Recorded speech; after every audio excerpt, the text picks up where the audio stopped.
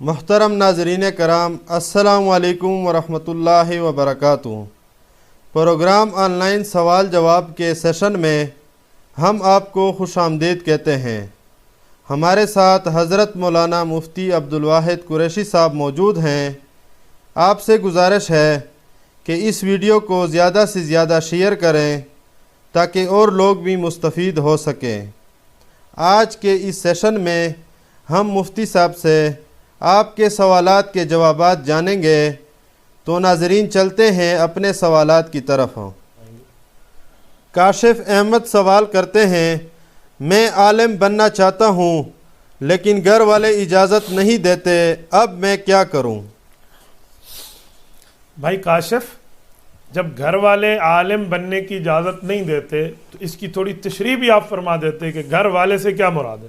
آپ کے ابو، آپ کی امی، یا آپ کی بہنہ، یا آپ کی بھائی، یا آپ کی شادی ہو چکی ہے تو آپ کی بیوی اور آپ کے بچے۔ آپ تھوڑی وضاحت فرمائیں نا، پھر میں بات کروں۔ گھر والے اجازت نہیں دیتے، گھر والے کا کیا مطلب ہے؟ گھر والے کسے کہتے ہیں؟ عام طور پہ میں سمجھتا ہوں بیوی کو کہتے ہیں۔ لوگ کہتے ہیں میرے گھر والے میرے ساتھ ہے، میری گھر والی میرے ساتھ ہے۔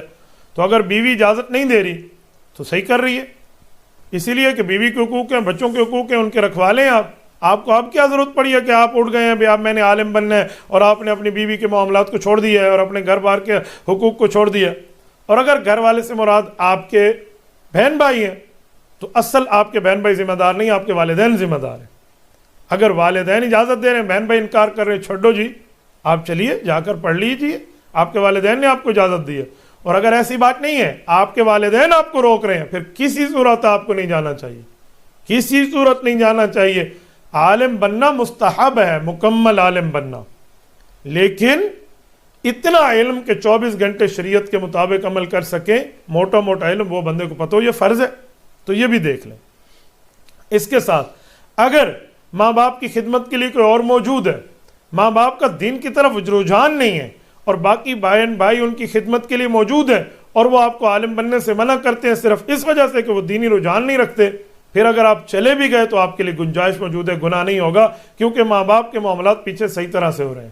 لیکن کاشف، میری ایک بات پھر آپ سے ایک بار پھر گزارش ہے، سوال صحیح کیجئے۔ اور کاشف کی وساطت سے میں سب سے کہتا ہوں، دیکھو ان کا نام کاشف ہے، کاشف کشف سے نکلا ہے، کشف کہتے ہیں بات کو کھول کے کرنا، تو یہ بات کو چھپا کے کر رہے ہیں، یہ کاشف نہیں ہے، یہ تو ساتر بن رہے ہیں۔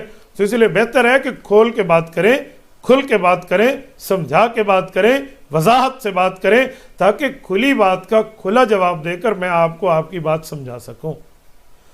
فرحت اللہ خان سوال کرتے ہیں، نماز میں پاؤں کے ساتھ پاؤں اور کندھوں کے ساتھ کندھا ملانا کیسا ہے؟ ہم نے اس کے بارے میں احادیث سنی ہیں، بہت سے لوگ اس کو معیوب سمجھتے ہیں، اس کے بارے میں وضاحت فرما دیں۔ فرحت اللہ خان صاحب، جو لوگ معیوب سمجھتے ہیں ان کے دل میں دین کا علم نہیں ہے، شاید دین کا درد ہو، دین کا علم نہیں ہے اس وجہ سے معیوب سمجھتے ہیں۔ تو حدیث پاک میں رسول اللہ صلی اللہ علیہ وسلم کی حدیث پاک موجود ہے، حضرت امام بیہقی رحمۃ اللہ علیہ نے سنن بیہقی میں نقل فرمایا ہے، حضرت عبداللہ بن عمر رضی اللہ تعالیٰ عنہما کے واسطے سے ہیں کہ کندھے کو کندھے کے ساتھ ملائیے۔ کیا مطلب؟ یعنی صف سیدھی کیجئے۔ ایک بندہ چھوٹی قد رکھتا ہے، ایک بڑی قد رکھتا ہے، کندھے تو نہیں مل گئے، تو مراد کیا ہے؟ مراد ہے صف میں خلل ختم کیجئے۔ اور بعض احادیث میں آتا ہے گھٹنے گھٹنے کے ساتھ ملاؤ، ٹخنے کو ٹخنے کے ساتھ ملاؤ، تو ٹخنے اور گھٹنے کو ملانے کا کیا مطلب ہے؟ تو آپ بہت آسانی سے سمجھ سکتے ہیں۔ حافظ ابن حجر عسقلانی رحمۃ اللہ علیہ صحیح بخاری کے شارح ہیں، انہوں نے صحیح بخاری کی فتح الباری شرح کی دوسری جلد میں لکھا ہے کہ ٹخنے اور گھٹنے ملانا تو بظاہر ناممکن ہے، یہ تو محال ہے، مل نہیں سکتا، امپاسبل ہے۔ تو اس کا مطلب کا حدیث پاک میں بتایا جا رہا ہے کہ صف سیدھی ہونی چاہیے، وہ ٹخنا سمجھایا گیا، وہ گھٹنا سمجھایا گیا، یہ نہیں ایک دوسرے کے ساتھ چپکانا، یہ مراد نہیں ہے۔ المبالغہ، اس سے سمجھایا جا رہا ہے اور بات کو مزید وضاحت سے بتایا جا رہا ہے کہ آپ اپنی صف کو سیدھا کریں، یہ نہ ہو گھٹنے کے ساتھ گھٹنا چپکا دیں، ٹخنے کے ساتھ ٹخنا، تو صف سیدھی ہونے کے بجائے ٹیڑھی ہو جائے گی۔ تو یہ جو کندھے کے ساتھ کندھا اور یہ چیزیں دراصل یہ ہے صفوں کی درستگی، کہ آپ صفوف کو سیدھا کیسے کر سکتے ہیں۔ حدیث پاک میں اگر صف سیدھی نہ ہوئی، صف ٹیڑھی ہوئی، تو رب تمہارے دلوں کو ٹیڑھا کر دے گا، ایک دوسرے سے تمہارا بگاڑ اور لڑائی کا معاملہ آ جائے گا۔ اس لیے اس معاملے کی وضاحت سمجھیے۔ جو لوگ معیوب سمجھتے ہیں شاید وہ اس دینی معاملات کی بات کی سمجھ نہ رکھتے ہوں، اس لیے بیچارے معیوب سمجھنا شروع ہو گئے ہیں، تو آپ ان کو آسانی سے پیار کے ساتھ، محبت کے ساتھ، واعظ اور نصیحت اور تذکیر کے ساتھ سمجھائیے، تو انشاءاللہ ایسا کوئی معاملہ نہیں ہوگا۔ محمد سجاد پوچھتے ہیں کیا جوتے پر پاؤں رکھ کر نماز جنازہ پڑھنے سے نماز جنازہ نہیں ہوتا؟ بھائی سجاد، جوتوں کے ساتھ نماز اور نماز جنازہ کے مسئلے میں چند باتیں سمجھیے۔ اگر جوتے کے نیچے یا اوپر یا سائڈ میں کوئی واضح نجاست نہیں لگی ہوئی، پلیدی نہیں لگی ہوئی، خالی جوتے میلے ہیں، کوئی مٹی وغیرہ میں لگے ہوئے ہیں، کوئی مٹی کے ساتھ اٹے ہوئے ہیں، لیکن اس کا یہ مطلب نہیں ہے کہ وہ پلید بھی ہیں۔ اگر ایسی بات ہے تو آپ نے نماز جنازہ کے لیے کس جگہ ٹھہر گئے ہیں تو آپ کی نماز ہو جائے گی۔ مسجد میں اس کے پہن کے آنا یہ مناسب نہیں ہے، آداب کے خلاف ہے۔ اور اگر پلیدی لگی ہوئی ہے تو پھر نہ آپ کی نماز جنازہ ہوئی ہے اور نہ ہی آپ کی نماز ہوئی۔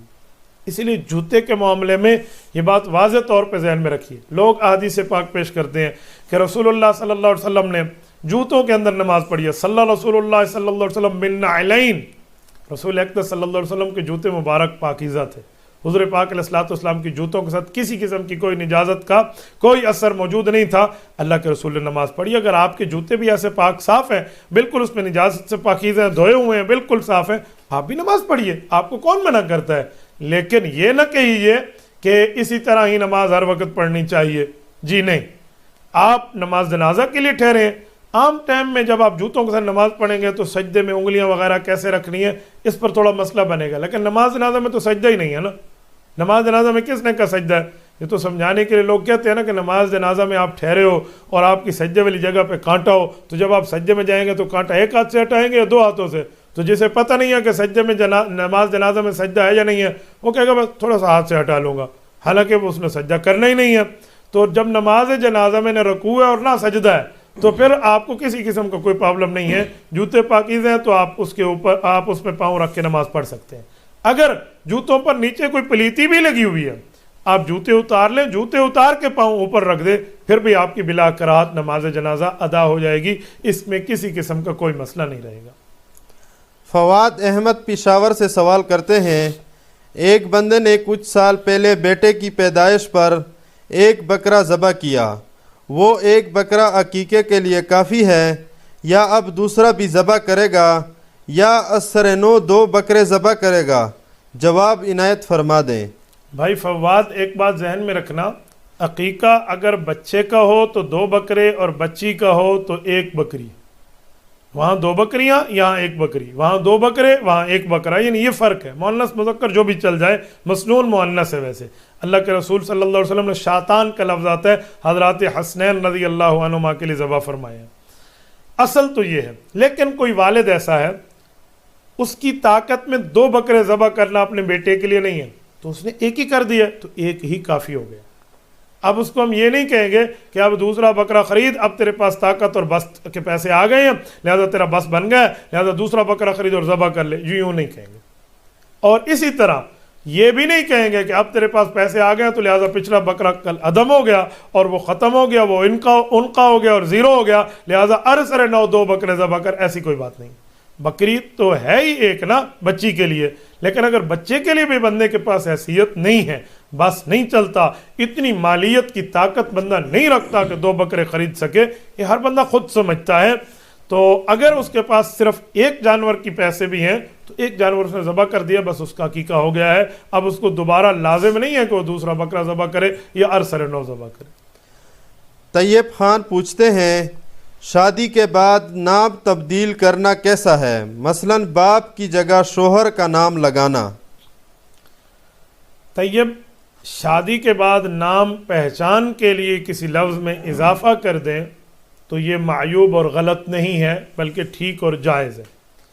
ایک خاتون ہے، ان کا نام زینب ہے، ان کی شادی ہو گئی ہے کسی شاکر الدین سے، تو اب اس نے زینب شاکر خود کو کہنا شروع کر دیا ہے، تو یہ معیوب نہیں ہے، غلط ہے۔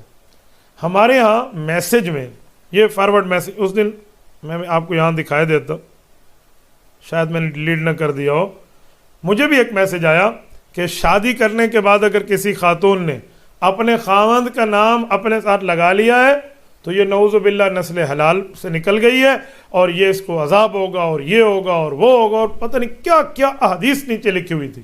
اور وہ جتنی احادیث اور آیات کی بات ہے نا، وہ تب ہے جب کوئی اپنا نسب تبدیل کر دے، اپنا نسب، اپنی قوم، اپنی کاسٹ، اپنی فیملی تبدیل کر لے کہ جی میں آج کے بعد، پہلے میں خود کو بلوچ کہتا تھا، آج کے بعد میں خود کو آوان کہوں گا، جی پہلے میں آوان کہتا تھا، اب خود کو میں پٹھان کہوں گا، پہلے میں پٹھان کہتا تھا، اب میں خود کو فلاں کہوں گا. اس نے قومیت بدل دی ہے.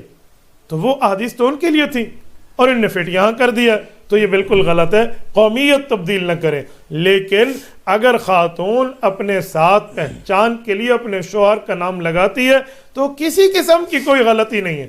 وہ اپنے والد کا نام لگاتی ہے تب بھی ٹھیک ہے، جائز ہے، لیکن اپنے شوہر کا نام ساتھ لگا دیتی ہے پہچان اور تعارف کے لیے، تو یہ کسی قسم کا کوئی پرابلم نہیں ہے، نہ اس کو کوئی عذاب ہے، نہ اس کے لیے کوئی پیمانے اور فیتا لے کر آپ کھڑے ہو جائیں جی اتنا عذاب ہے، جی اتنا عذاب ہے، جی اتنی وعید ہے، جی اتنا مسئلہ ہے.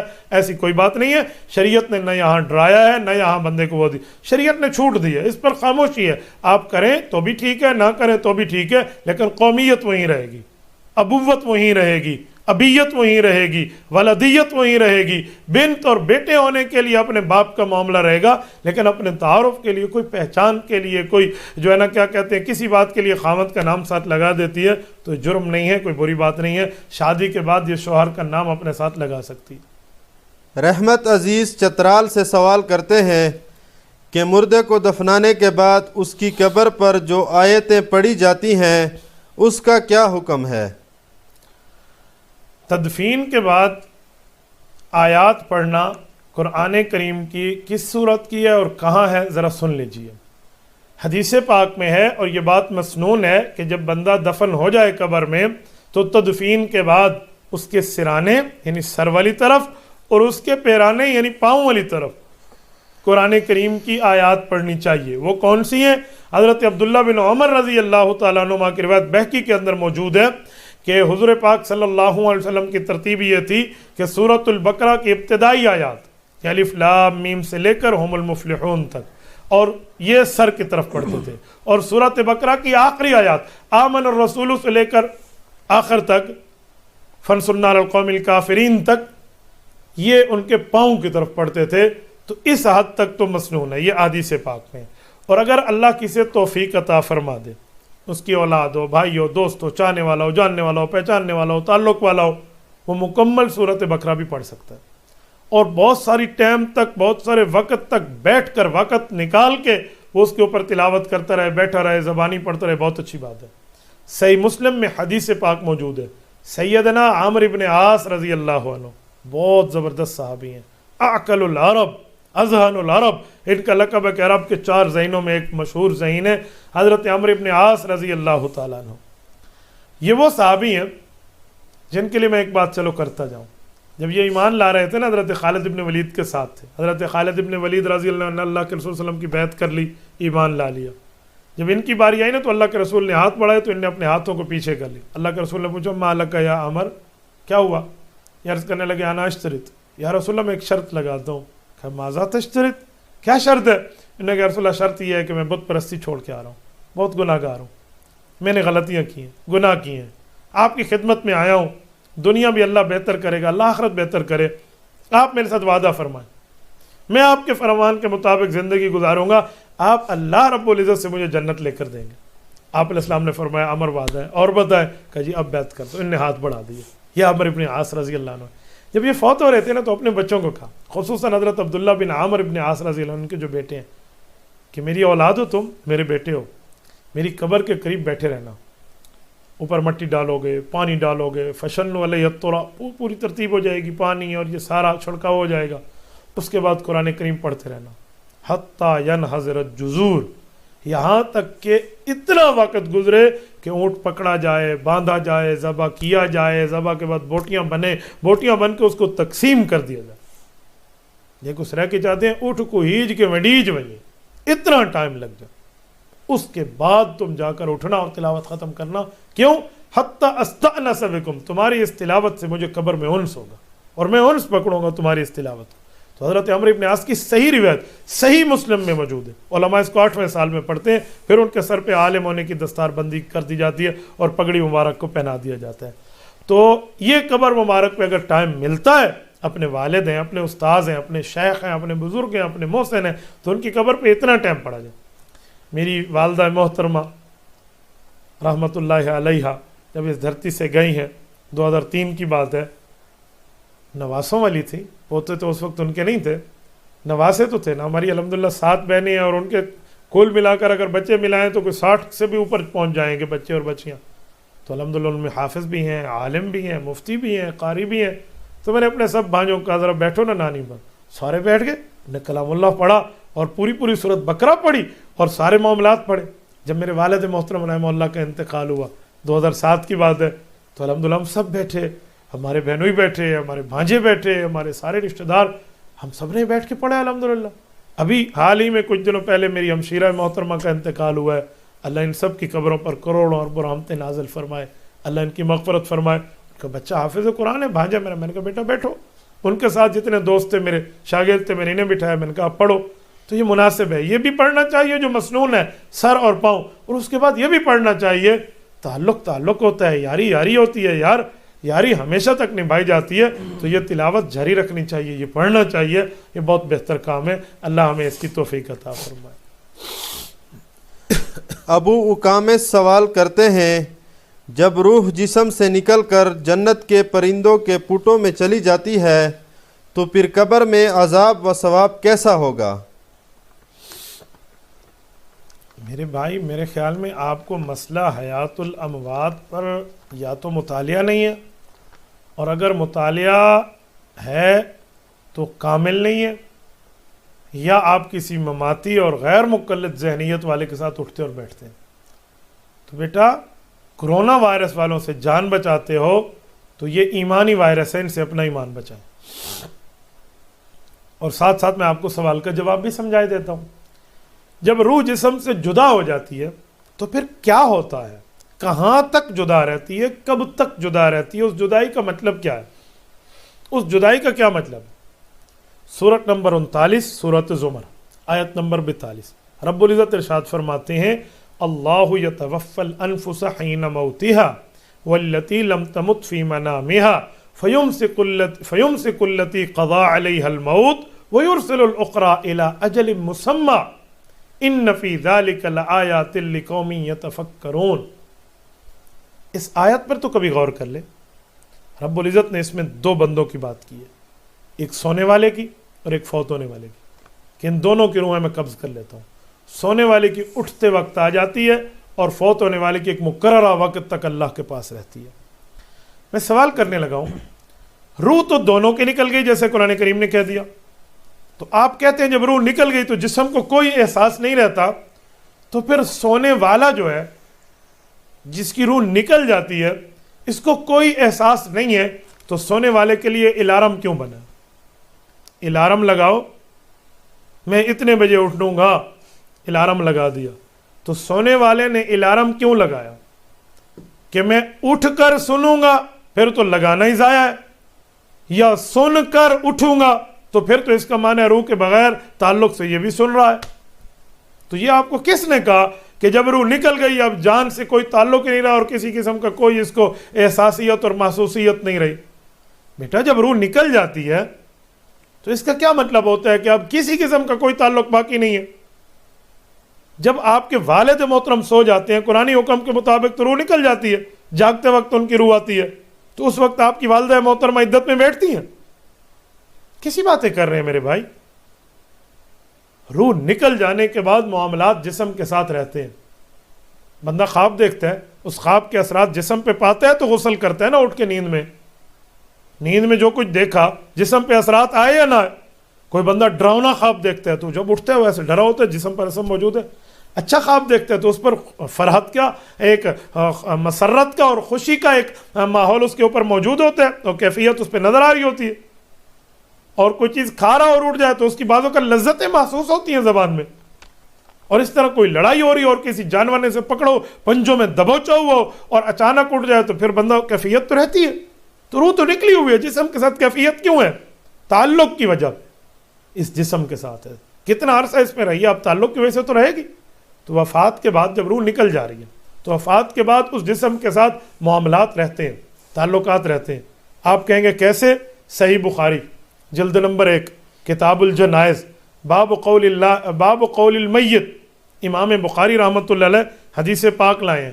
کلام المیت وہو علی الجنازہ، کہ میت بولتا ہے جنازے پر. میت بولتے ہیں جنازے پر؟ کہا جی ہاں. کہا وہ کیسے؟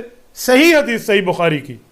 فرمایا ان اذا كانت صالحة قالت قدمونی وان كانت غیر صالحة قالت یا ویلها این تذهبون بها يسمع صوتها كل شيء الا الانسان ولو سمع الانسان لصائقا. کہا اگر میت نیک ہے کہتے ہیں جلدی لے جاؤ جلدی لے جاؤ، اور میت برا ہے کہتے ہیں اوے ظالموں مجھے کہاں لے کر جا رہے ہو؟ ظالموں سے مراد اوے لوگوں میری تباہی اور بربادی ہے. یا ویلها این تذهبون، کہاں لے کر جا رہے ہو؟ مجھے نہ لے جاؤ. تو کہا چیخ رہا ہوتا ہے. اس کی انسان اور جنات کے علاوہ سب آواز سنتے ہیں. انسان سن لے تو بے ہوش ہو جائے. تو اس کی روح مبارک یا اس کی روح نجس اچھے اور برے کی تو اللہ کے پاس ہے نا. اب یہ چیخ کیوں رہا ہے؟ اب یہ بول کیوں رہا ہے؟ ہم نہیں سنتے نا کہ اللہ نے ہمارا سننا منع کر دیا ہے نا کہ ہم کل دفنانا بند کر دیں گے. یہ کیا چیخ پکار ہو گئی ہے؟ تو اب اس کے ساتھ تعلق نہیں ہے تو یہ بول کیسے رہا؟ ایک بندہ مجھے کہنے لگا اگر وہ بولتا تو ہم سنتے. میں نے کہا اگر تیری یہ بے وقوفی مان لی جائے تو کل کہے گا ادھر فرشتے بیٹھے ہوتے اور اڑتے اور آتے جاتے تو کبھی ہم دیکھتے. کوئی ان کے پار کا ایک حصہ تو دیکھتے. بے ککڑ اڑے تو کھاں بنا لوٹیس دیتے فرشتے تو کھاں بنی ڈس دا. تو پھر کوئی یوں کہنا شروع کر دے میں کندھوں پر بیٹھے فرشتوں کو نہیں مانتا. یہ ایمان بالغیب ہے تو وہاں بھی ایمان بالغیب رکھنا ہوگا. تو یہ کون کہتے؟ اور آگے چلیے سنن نبی داؤد کی صحیح حدیث موجود ہے، مشکات شریف جلد اول میں موجود ہے، باب اثبات عذاب القبر کے تحت موجود ہے. حضرت براء ابن عازب رضی اللہ عنہ کی روایت موجود ہے. جب بندہ قبر میں جاتا ہے 2 فرشتے آتے ہیں، اسے اٹھا کر بٹھا دیتے ہیں، سوالات کرتے ہیں. میں روح تو وہاں ہے، اب تعلق سے اٹھا کر بٹھا دیا نا. اس تعلق کو اعادہ روح کہتے ہیں. فیعاد فیہ روحہ، اس میں اس کی روح لوٹائی جاتی ہے. یہ حضرت امام اعظم ابو حنیفہ نعمان بن ثابت صحابہ کے شاگرد رحمہ اللہ تعالی کا فتویٰ موجود ہے شرح فقہ اکبر میں ان کی کتاب، اور شرح فقہ اکبر میں ملا علی قاری رحمۃ اللہ نے اس کی تصریح دی ہے. تو حدیث بھی ہے، صحابہ بتا بھی رہے ہیں اور صحابہ کے شاگرد امام صاحب سنا بھی رہے ہیں. اس پر کیا مسئلہ ہے بھائی؟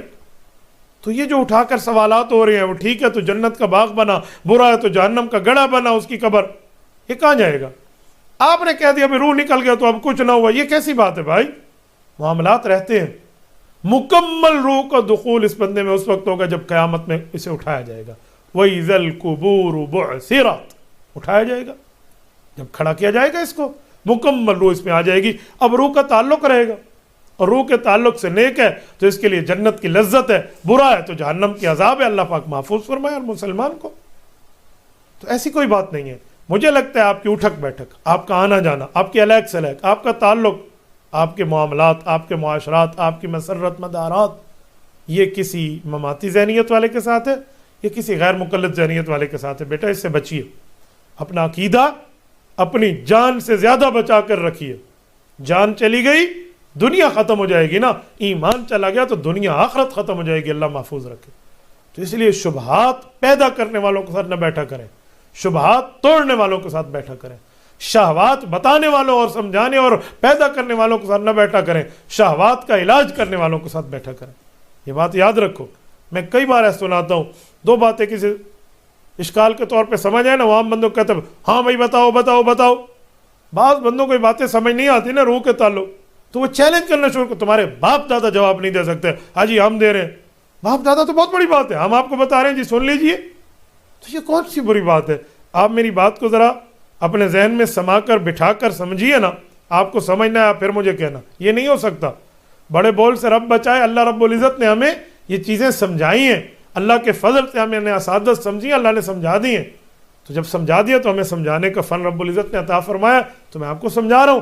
آپ اس کو خالص دل کے ساتھ بیٹھ کر سنیے اور غور کیجئے اپنے مطالعے کو، اور اس پڑھائی کو ذرا ایک دفعہ وہ جو کہتے ہیں نا کمپٹیشن میں اور مقابلے میں دیکھیے. آپ کو سمجھنا ہے اور آپ کا دل نہ مانے تو پھر کہنا. اس لیے آپ ان پہ غور کیجئے اور ایسوں کے ساتھ اپنے اٹھنے کو بچائیے. جزاک اللہ حضرت. اللہ تعالیٰ آپ کو خوش رکھے. اقول قولی ھذا واستغفر اللہ व आखिर दावाना अल्हम्दुलिल्लाहि रब्बिल